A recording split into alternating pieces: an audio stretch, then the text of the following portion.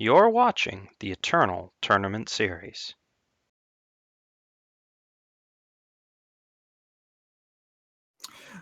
Welcome back, everybody. It's me, Mark, aka Chibikawaii, and with my co-caster, Gabe, also known as Calimdir in game. And we're bringing you a Burn Queen mirror, baby. It's about to get real hot in here. Yes, it is. And over very quickly, more than likely. We have looking at the two different lists. There are two very different takes on Burn Queen. I know Gabe was saying that he had a few things to say, so I'm going to let him kind of take it away on what he thinks about the list. Well, is this game one? This is game one. Does Paradox have Lethrai Falchion in his main deck? I don't believe he does. This is very interesting. Oh, that is a. So we're gonna have to kick it back over to production to let the players know to restart this. Okay, but that'll give us a moment to. So we have a sideboard card in Paradox's deck. Yeah, if this is game one. Okay. All right, so we're standing by really quick, but let's talk a little bit about the list. Yeah, Paradox. But yeah, so let's talk about these lists a little bit. Paradox having the main deck piercing shot seems pretty good, at least in this matchup. What are your takes on that, Gabe? So I think piercing shot is actually very good. At the end of the set one meta, there's a lot of aggro around. It's very good in aggro mirrors. Yeah, I think Paradox is aware that he has a sideboard card. Okay. All right, so we're trying to figure. We're getting this resolved shortly, but also, how do you feel about this Sensari Brigade? So the Sensari Brigade is also reasonable in the mirror. If you guys are both just attacking every turn and not blocking, Sensari Brigade is a lot of damage. That is very true, and I guess you can suit that bad boy up with an ornate katana and like really get it in. But the two ornate katanas feels off to me. I feel like that card is just ornate katana is a weapon, so it can be played on a unit, and it gives +2/+0, and when you play it, you get to draw a card. And it just seems like you want to be drawing into as much gas as you possibly can. So I don't know how I feel about that only being a 2. So I ran Burn Queen, basically a similar deck to like rank 10 or so on the ladder this season. I think Ornate Katana is very good. I think running too many is very clunky because you do need to have a unit out. But a lot of the time it feels like a Caleb's favor that doesn't or it doesn't always draw you power. Sometimes it actually draws you a relevant unit. As long as you have an available attacker, it's just cycle, deal 2 damage. And then they kill it next turn, but that's fine. Yeah. But so are you saying you want more of them, or are you just? I want more. I want more. I'd be playing the playset. The problem with running 4 is that you need to be running a lot more 1-drops. Paradox is only running Oniron and Pyro Knight. So that's something I want to talk about in this matchup. While Paradox does have Piercing Shot, which is very good in the matchup. He does not have Grenin and Drone, which is very good in the matchup. Grenin and Drone matches up very favorably with Pyro Knight and Oni Ronin. So Eternal Hans could potentially just take over the game. Oh, I see. This is game 2. All right. Now, okay. So it's game 2. Wow. So they started. So wow, they finished game 1 before we even. Okay. Oh, interesting. Before the round started. Okay. Speedy McSpeedersons. We said we were going to be over quick. So quick, we're not even giving you a round. Oh my goodness. All right, so I believe we're picking it up from game 2. Well, I hope we have backup matches. Okay. Yeah, boy. So Paradox is redrawn, I guess, into. I'm not sure who took game 1, but I'm sure we'll hear that shortly. So Falchion is a good card to have in the mirror, obviously, from Paradox's end. You kind of need units to play it on, and you kind of need Shadow Influence to play it. So we'll see how that works out. You bring up some valid points. We'll see. Yeah, we'll definitely see how that plays out. The Torch, though, getting on this Argenport Instigator, that's going to be pretty good. It's going to at least keep the board in parity. And now we have a Pyro Knight coming down. So there's a start. there's that unit for the Falchion to be put on. Paradox is putting on his best Stone Scar control imitation here. Oh, but that's a Vara's favor. Yeah. So we don't have Eternal Hans. We don't have Eternal Hans's hand, correct? No, we do not, unfortunately. We're working on getting it, but I don't know if we're gonna have it. Oh man, this lack of shadow is kind of hurting Paradox. Lack of shadow is really killing Paradox. So as another SPG member, I can give a little bit of insight to some of his choices. Paradox took some cues from E-Trip's Tenshi's mono fire list, which people have been seeing around the ladder, and a lot of people have picked up. There are just a lot of very cool things going on with mono fire. The consistency it offers is very nice, but obviously you lose a lot of power from Instigator and Bandit Queen. So he has been experimenting with fire heavy Stone Scar lists, running only ever needing like one shadow, being focused on multiple fire, always playing seal for an extra fire. But he's taken a step back here, or like a step away from that with this list, because he's brought back Impending Doom and he's ringing Lethrai Falchion from the sideboard. So I'm interested to see what led to that decision. Yeah, so it's looking he's got a total of 12 shadow sources right now. I guess he's got the 2 Vara's favors as well, so it brings him up to 14. So I guess that actually is a pretty reasonable number, especially when you have 6 cards total in your deck that use double shadow. Still feels a little light, but hey, what do I know? I think it's a little light for how much shadow he's added into the deck, and especially post sideboard where he's brought in more and more shadow cards, because that's where all the lifesteal is coming from. I definitely agree. So, oh man. Yeah. All right. So we are going to see this Flame Blast come down to take out a Pyro Knight, which is... he's doing his best Stone Scar control imitation, clearly. Yes. Now, if he gets a shadow, he's right back into this game. And I believe he drew a sword. A big, shiny red sword. Hey, it's got lifesteal. Come on.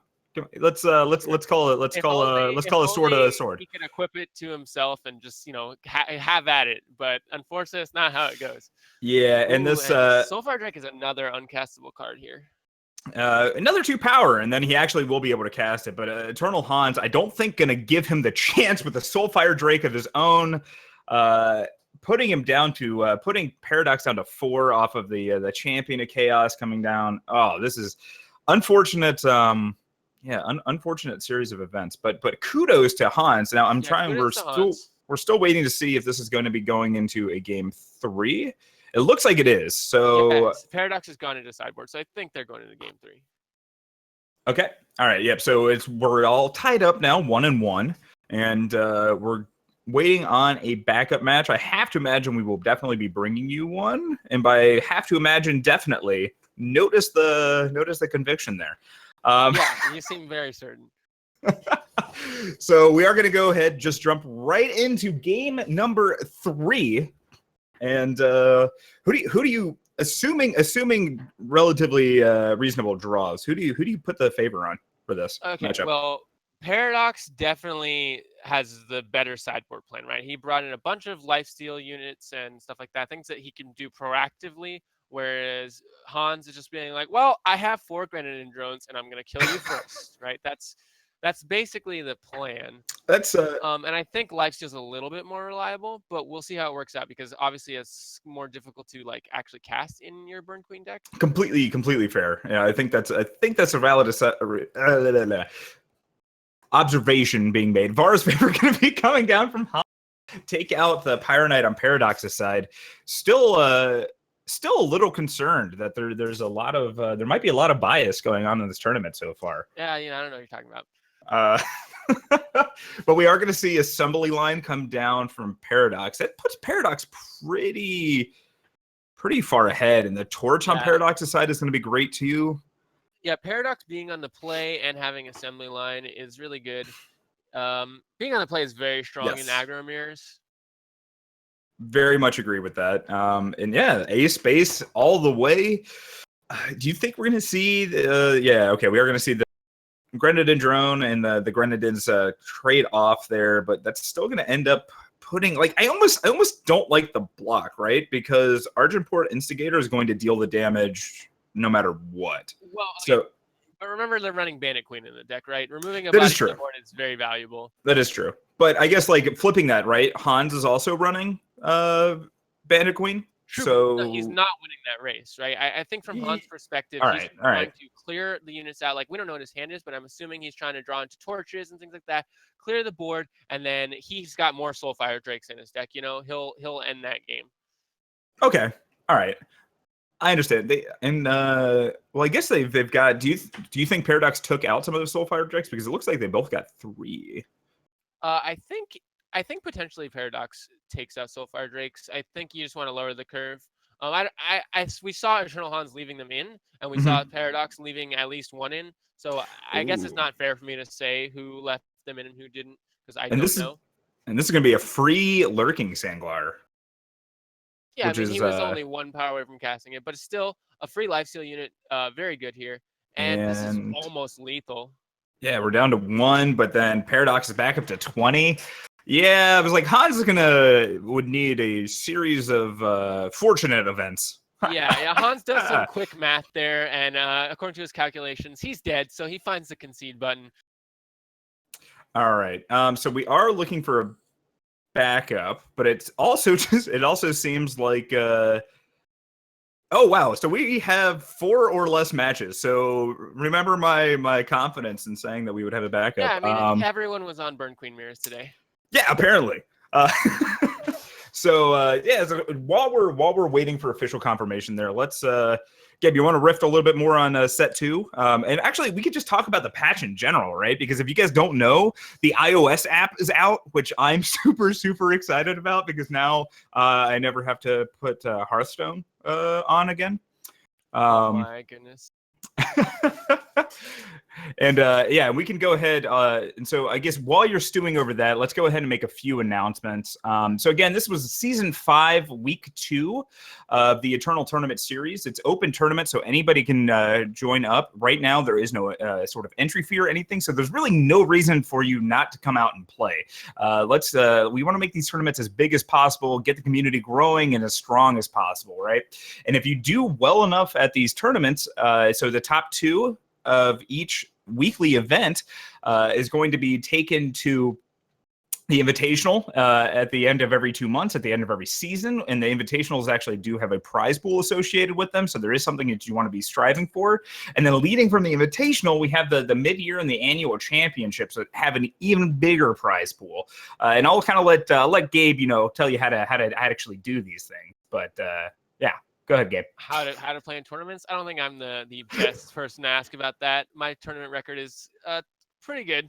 We'll leave it at that. But yeah, I think weeklies are a really good way to get into the air quotes competitive scene of Eternal.